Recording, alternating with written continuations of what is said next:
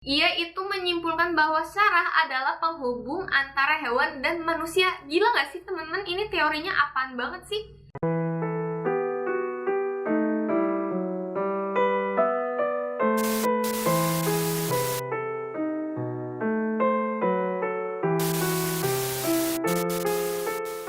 Oke guys, kita masuk ke pembahasannya. Jadi kali ini aku mau ngebahas tentang kasus perbudakan manusia yang terjadi pada tahun 1800-an nih teman-teman.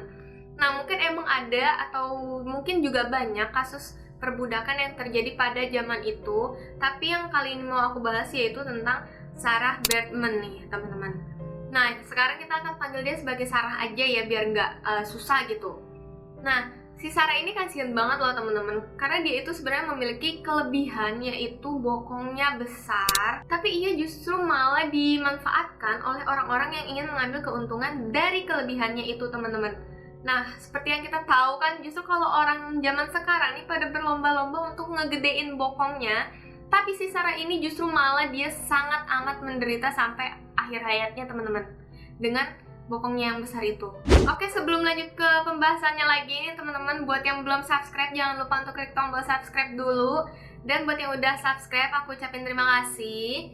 Nah, sekarang kita akan masuk ke profilnya si Sarah dulu ya teman-teman. Sarah Baartman adalah seorang wanita keturunan suku Khoikhoi yang lahir dan tumbuh di Gamtus yang saat ini namanya adalah Easter Cape nih teman-teman. Ini letaknya ada di Afrika Selatan dan ia itu lahir pada tahun 1789. Nah, Sarah ini lahir di sebuah peternakan teman-teman. Jadi ibunya adalah seorang pelayan dan ayahnya adalah supir sebuah peternakan. Nah, Sarah ini lahir dengan kondisi yang disebut steatopogia yang menyebabkan bagian pantatnya penuh lemak dan besar nih teman-teman. Lalu orang tua Sarah itu meninggal pada saat ia masih kecil, tapi di sini aku nggak nemu artikel yang menyebutkan kapan dan saat umur berapa Sarah orang tuanya itu meninggal. Itu aku nggak bisa nemuin datanya. Lalu Sarah tetap harus melanjutkan kehidupannya dengan cara menjadi seorang pelayan. Lalu kemudian Sarah menikah dengan seorang pria yang berasal dari suku yang sama, yaitu suku Khoikhoi. Ini ia menikah pada usia 16 tahun, teman-teman, masih tergolong sangat amat muda. Lalu dari pernikahannya si Sarah ini, mereka dikaruniai anak, tetapi anaknya itu meninggal tak lama setelah dilahirkan gitu teman-teman. Lalu suatu hari Belanda itu memiliki konflik dengan suku Khoikhoi ini teman-teman. Akibatnya orang-orang suku Khoikhoi itu dipaksa untuk mengikuti kerja rodi, dan suami Sarah pun tewas terbunuh oleh penjajah ini teman-teman. Dan kesedihannya ini terjadi ya pada saat si Sarahnya masih umur 16 tahun nih teman-teman. Lalu karena si Sarah ini nggak punya orang tua dan nggak punya suami, maka ia dijual lah dia kepada seorang pedagang perbudakan bernama Peter Willem Caesar. Jadi kita akan panggil dia Caesar aja ya teman-teman. Nah, si Caesar ini menjadikan Sarah sebagai pembantu rumah tangga untuk saudaranya yang bernama Hendrik. Jadi si Caesar itu membeli Sarah dari penjajah Belanda dan kemudian diberikannya kepada Hendrik sebagai pembantu rumah tangga untuk si Hendrik ini teman-teman. Nah, lalu pada tahun 1810, Caesar bersama dengan si Hendrik ini bertemu dengan temannya William, dan mereka itu mendapatkan ide jahat nih teman-teman. Dan mereka bertiga ini berpikir kalau si Sarah ini kan punya keunikan nih teman-teman. Jadi yaudah yuk kita ajak aja dia ke Eropa, ke tempat orang-orang kulit putih. Kan si Sarah ini kulitnya hitam dan bokongnya besar. Pasti orang kulit putih itu tertarik untuk melihat si Sarah dan kita akan bisa dapat uang. Nah, jadi mereka berpikir kayak gitu teman-teman. Nah, akhirnya dibawalah si Sarah ini pergi ke London, Inggris nih, teman-teman. Nah, si Caesar, Hendrik, dan William ini cules banget, teman-teman. Mereka itu bikin kontrak bersama si Sarah. Jadi Sarahnya tuh diiming-iming, kamu hanya kerja 5 tahun. Setelah itu kamu bisa bebas dan kamu bisa pulang ke Afrika, ke tempat asal kamu. Nah, ya udahlah si Sarah akhirnya mau aja teman-teman. Tapi padahal si Sarah itu nggak bisa baca, dia itu buta huruf. Dan si Sarah juga nggak tahu niat aslinya mereka gitu. Nah, ya udah pergi kan tuh mereka berempat ke London naik kapal nih teman-teman. Nah, sesampainya si Sarah ini di London teman-teman, dia langsung dibawa ke Piccadilly Circus dan langsung dijadikan bahan pajangan untuk dipertontonkan oleh pengunjung yang datang ke sana. Karena kulit Sarah yang hitam dan bokong yang besar, maka banyak banget warga London yang tertarik untuk melihat si Sarah ini teman-teman. Jadi kan mereka tuh mayoritas kulit putih ya, melihat yang kayak gini tuh sebuah yang wow gitu, kayak apa nih gitu. Jadi mereka bener-bener asing sama bentuk tubuhnya si Sarah. Nah, lalu si Sarah ini dipaksa juga untuk menuruti segala perintah yang diberikan oleh tuannya itu dan mendapatkan ancaman-ancaman jika tidak menurut, teman-teman.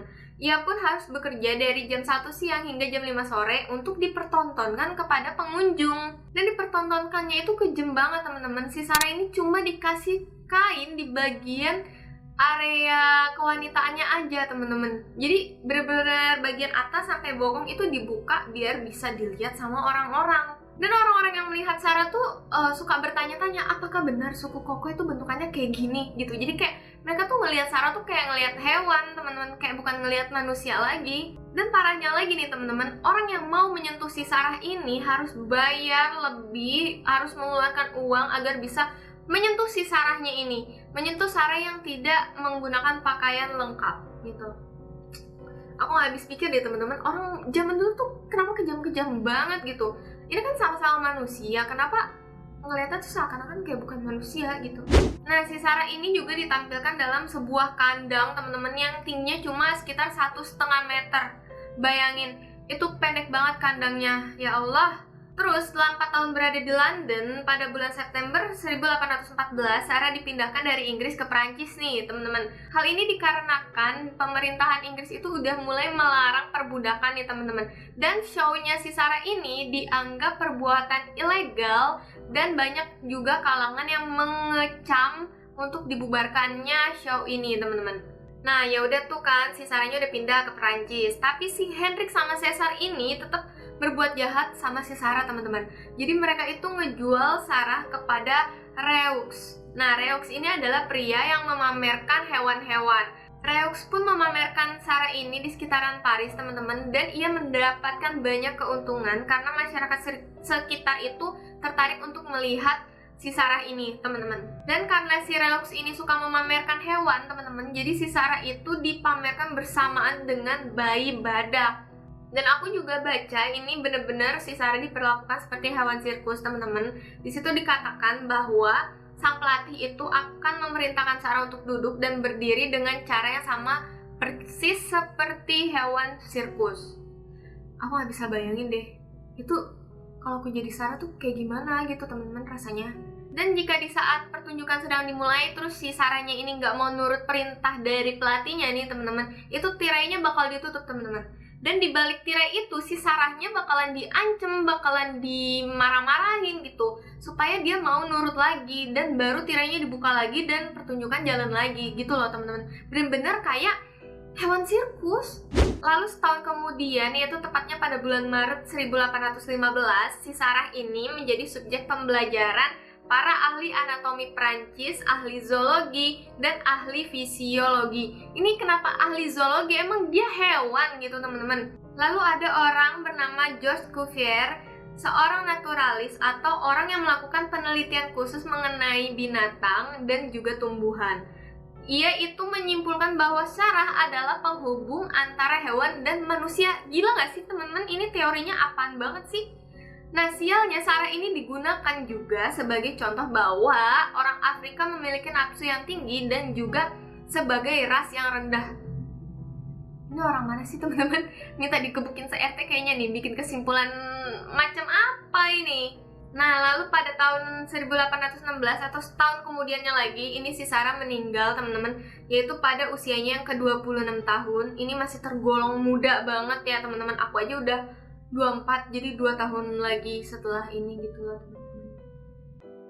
Tidak diketahui juga apakah si Sarah ini meninggal karena alkohol, cacar, atau pneumonia. Mungkin pada saat itu lagi ada virus atau wabah cacar gitu kali, teman-teman ya. Dan kenapa disebutkan juga alkohol itu karena si Sarah ini kan hidupnya menderita banget, teman-teman. Jadi dia tuh ada kecanduan alkohol juga untuk menghibur dirinya sendiri gitu loh, teman-teman. Nah, lalu masih tentang Georges Cuvier ini, setelah si Sarah meninggal, dia itu kemudian mendapatkan izin dari kepolisian untuk membedah tubuh Sarah, teman-teman.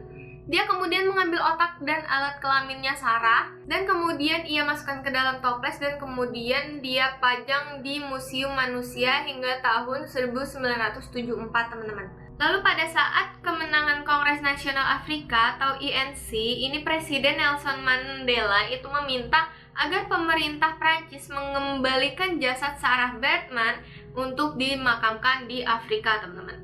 Lalu proses ini memakan waktu hingga 8 tahun, ya cukup lama, karena Prancis harus harus merancang undang-undang yang ditulis dengan sangat hati-hati, teman-teman, agar negara lain itu tidak ada yang mengklaim Sarah sebagai warga negaranya. Ngerti kan maksudnya? Lalu akhirnya pada 6 Maret 2002 itu Sarah Baartman dikembalikan ke Afrika Selatan dan dimakamkan dengan layak, teman-teman. Oke teman-teman, itu dia kisahnya Sarah Baartman. Kalau menurut aku ini kisah bener-bener pilu dan menyedihkan banget, teman-teman. Aku nggak bisa bayangin kalau aku jadi pengunjung di sana melihat sesama wanita dipajang seperti itu, kayak gimana rasanya, teman-teman. Padahal di zaman sekarang bokong besar, bibir besar, dagu panjang itu kan lagi ngehits banget ya kan. Artis-artis di Hollywood itu semuanya pada kayak gitu kan, melakukan filler segala macam untuk memperbesar bagian tubuhnya. Tapi justru si Sarah ini malah menderita atas kelebihannya, teman-teman. Oke teman-teman, segitu aja videonya. Semoga bisa memberikan kalian informasi lebih. Dan aku mau ingetin, ini bukan untuk ditiru ya teman-teman. Dan terakhir, jangan lupa untuk follow Instagram aku juga di @flalipo. Thank you for watching, see you on my next video, bye bye.